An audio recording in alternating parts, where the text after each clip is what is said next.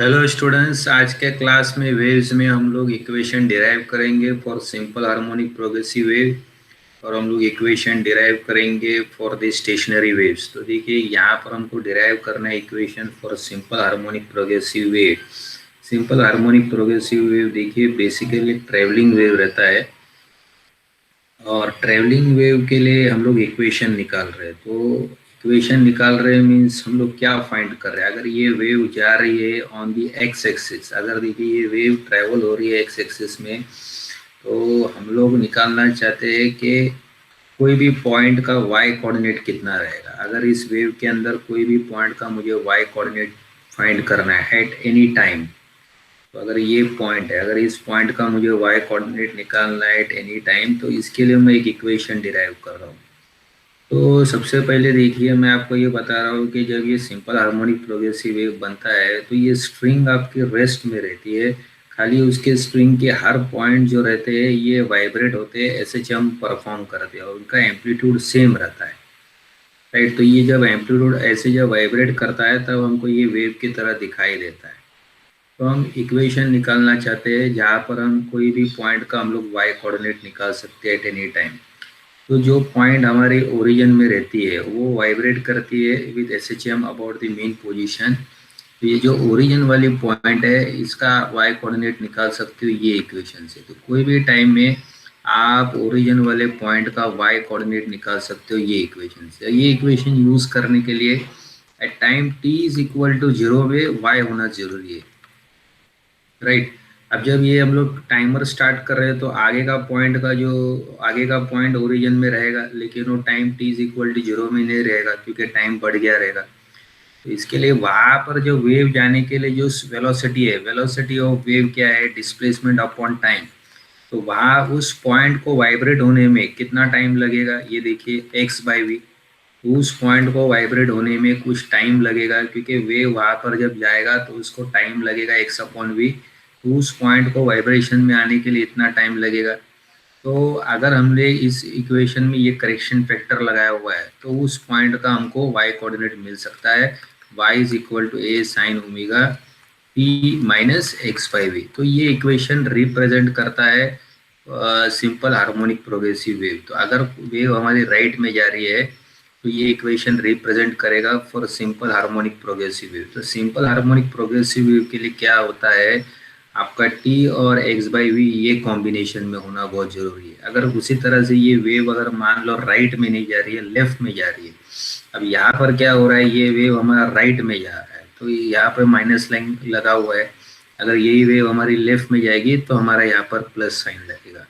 अब हम इसके डिफरेंट फॉर्म्स लिखेंगे। तो अगर हम लोग इसके डिफरेंट फॉर्म लिख रहे हैं तो आप देखिए ये ओमेगा जो रहेगा आपका एंगुलर वेलोसिटी या एंगुलर फ्रीक्वेंसी है, तो इसकी जो फॉर्मूला रहेगी 2π/t है। ये ब्रैकेट में आएगा t माइनस x/v। अब इसका अलग फॉर्म में अगर हम इक्वेशन लिखेंगे तो ये कैपिटल T को हम अंदर लिख सकते हैं। तो कोई भी पॉइंट का y कोऑर्डिनेट निकाल सकते हो ये इक्वेशन से, y is equal to a sine 2π t/t minus x into V, right. और वेलोसिटी देखिए यहाँ पर v इंटू टी आ जाएगा और velocity is equal to frequency into wavelength. Velocity का फॉर्मूला क्या है, frequency into wavelength.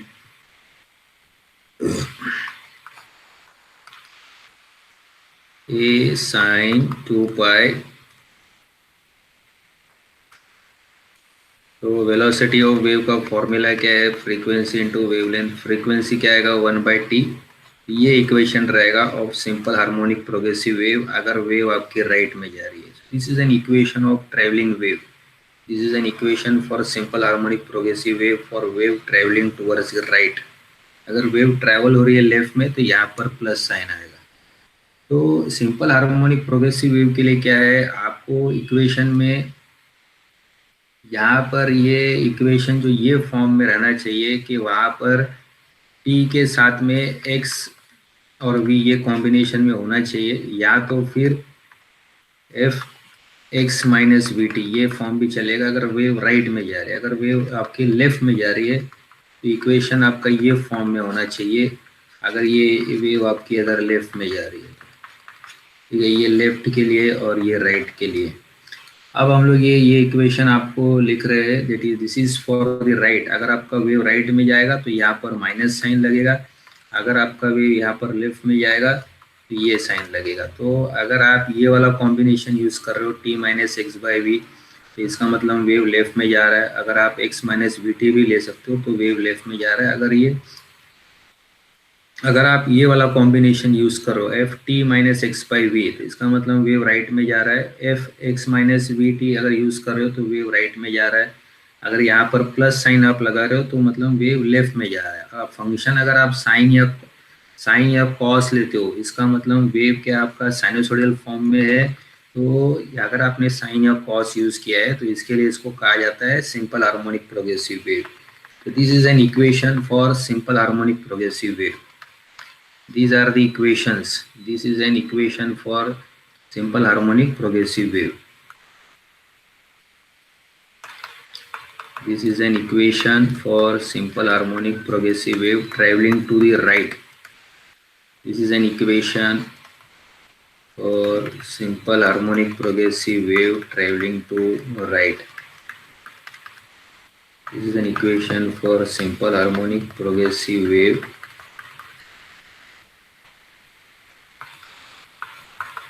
traveling to right, traveling towards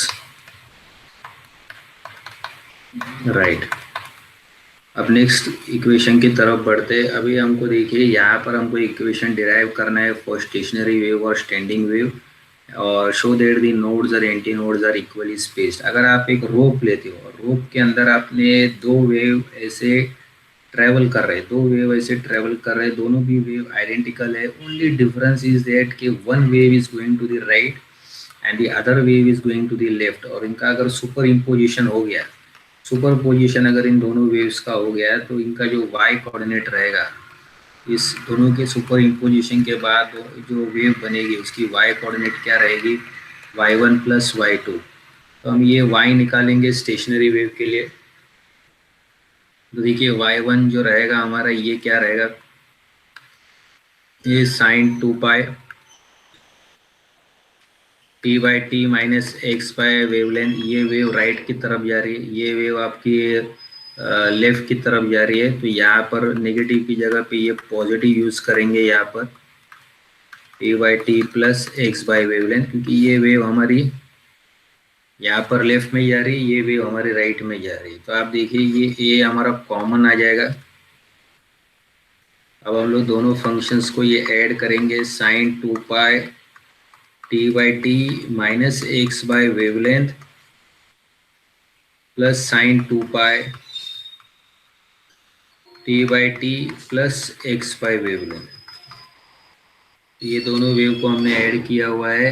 अब हम क्या कर रहे हैं, यहाँ पर ये देखिए ये इक्वेशन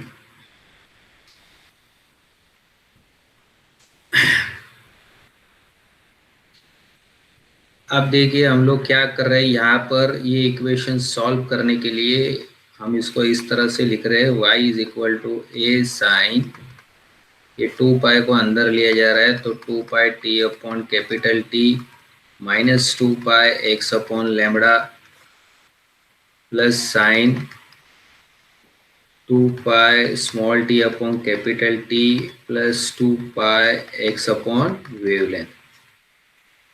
अब अगर दो साइन फंक्शन को हम लोग ऐड कर रहे हैं, यानी कि इसको अगर मैंने a लिया हुआ है और इसको b लिया हुआ है, ये देखिए ट्रिग्नोमेट्री आइडेंटिटी कैसे बनेगी, sine a plus sine b that is equal to 2 sine a plus b by 2 into cos a minus b by 2। तो ये रहेगा।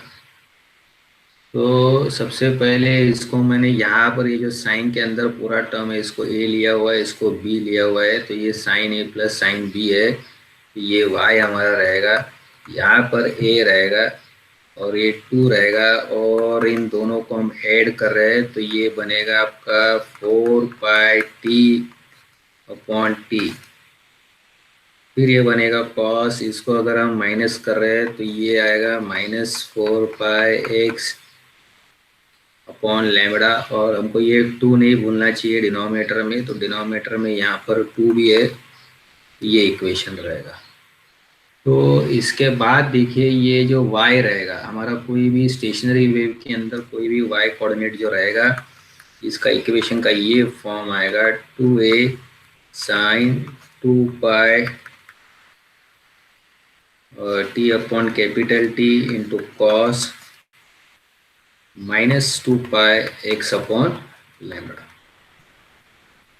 अब कॉस माइनस थीटा जो रहता है इक्वल टू कॉस थीटा रहता है, तो इसके आगे हम इक्वेशन को ये फॉर्म में लिख सकते हैं, y is equal to 2a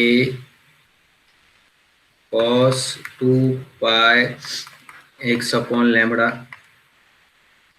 into sine 2 pi t/t। ये हमारा स्टेशनरी वेव का इक्वेशन है। स्टेशनरी वेव के इक्वेशन के लिए देखिए ये x और t ये दोनों सेपरेट होने चाहिए, मतलब दोनों अलग फंक्शन के साथ इन्वॉल्व होने चाहिए। तो देखिए आपका इक्वेशन अगर इस फॉर्म में है तो आप इसको स्टेशनरी वेव बोल सकते हो, क्योंकि x और t एक साथ नहीं होने चाहिए एक ही फंक्शन के साथ। तो ये इक्वेशन रिप्रेजेंट करेगा स्टेशनरी वेव को।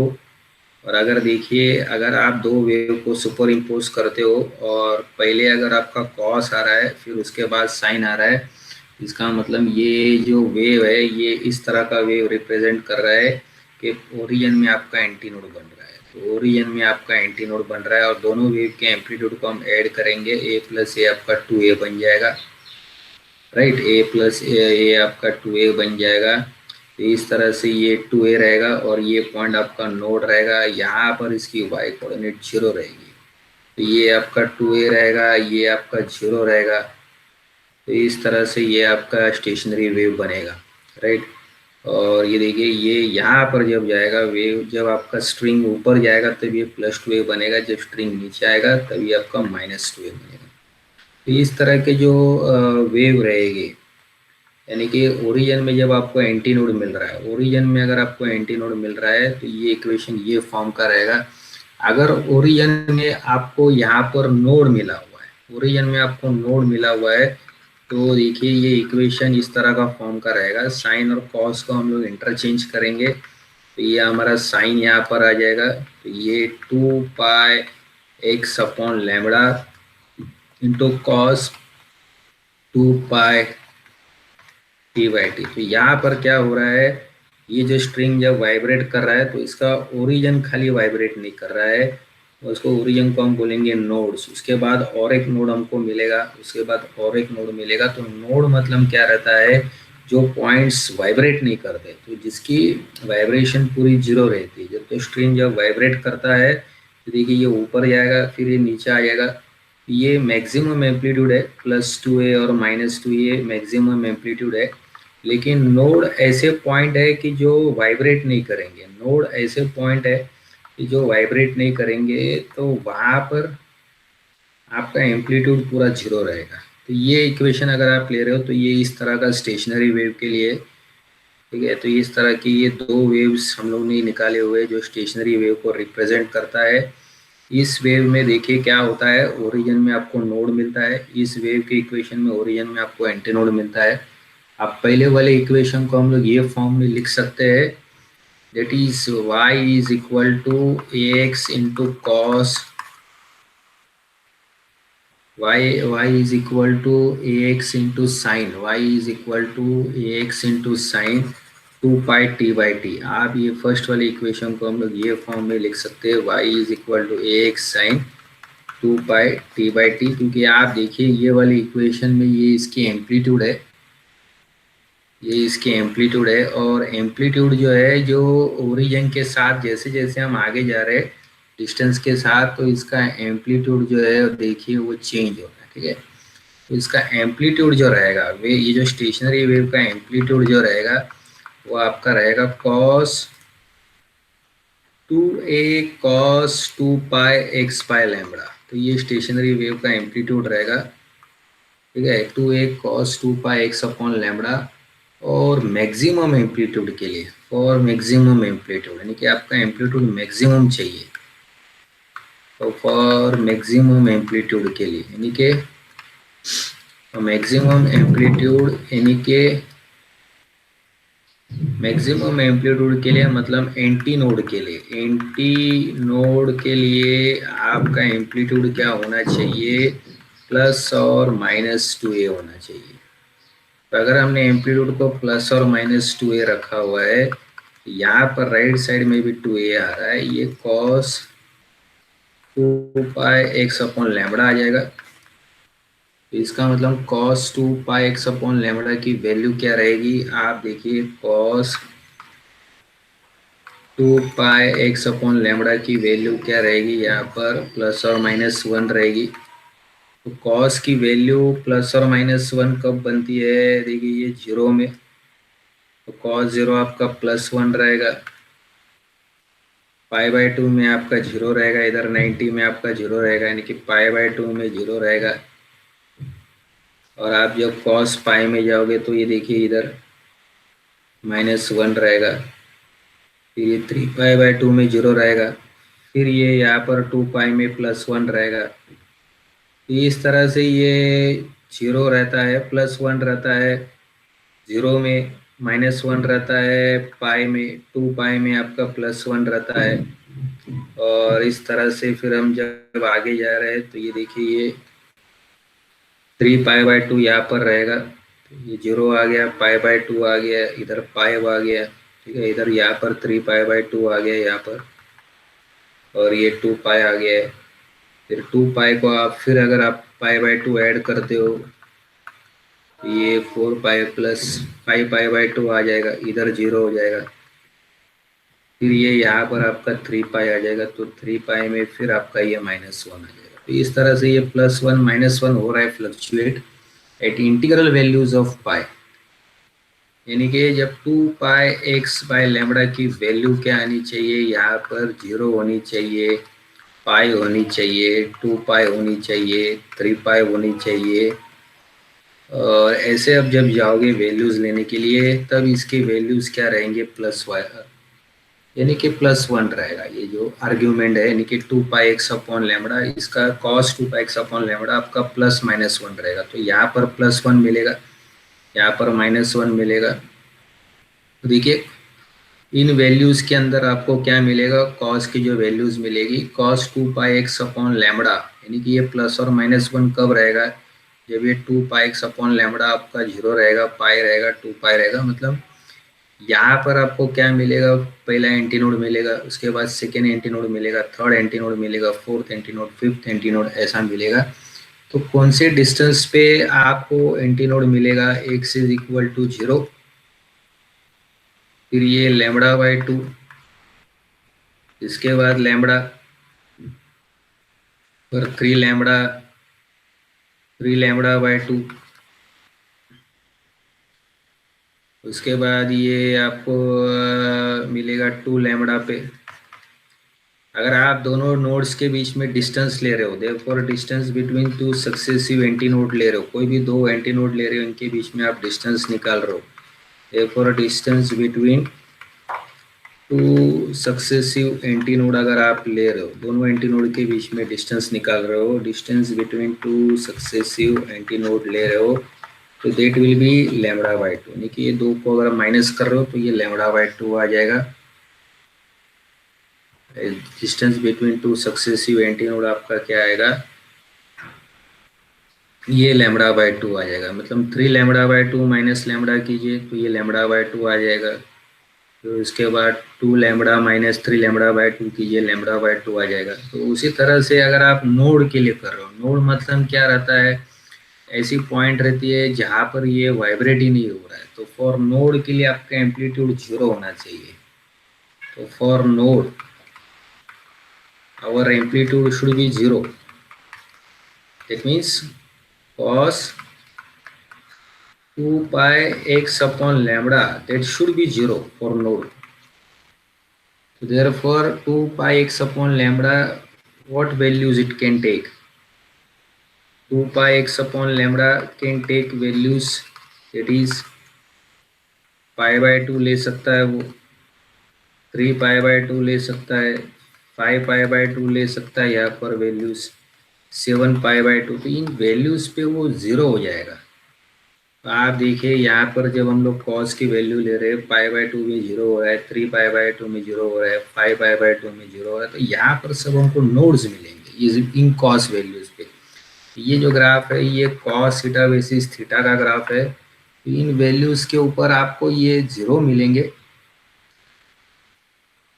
यहाँ पर आपको सब नोड मिलेगा, यानी कि पॉइंट्स वाइब्रेट नहीं हो रहे। तो कौन से डिस्टेंस पे आपको नोड मिलेगा यहाँ पर, ये आपको मिलेगा देखिए λ/4 में।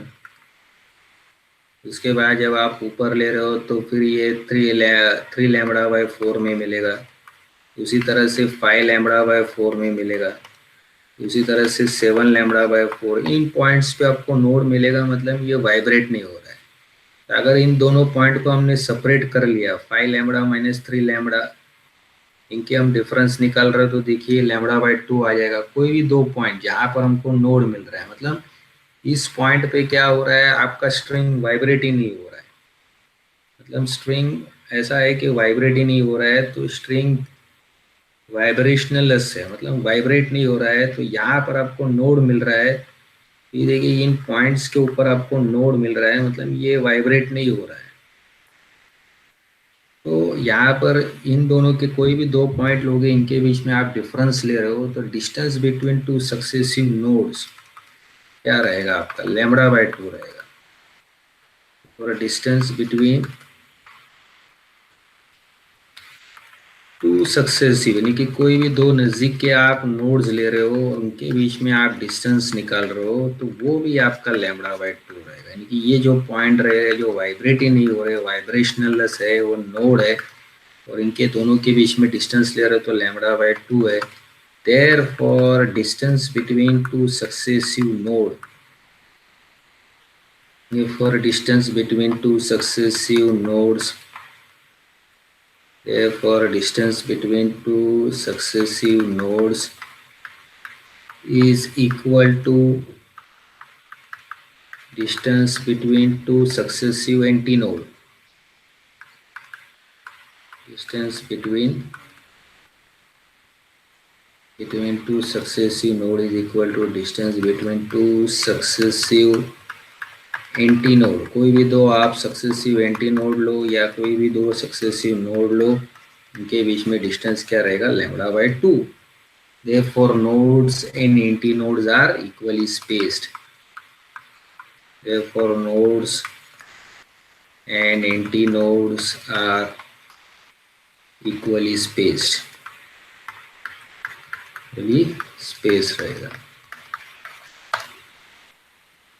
तो इस तरह से हमने ये बता दिया है कि nodes and antinodes are equally spaced. That means distance between two successive node is equal to distance between two successive antinode. So I hope students it is clear to all of you. Thank you everybody.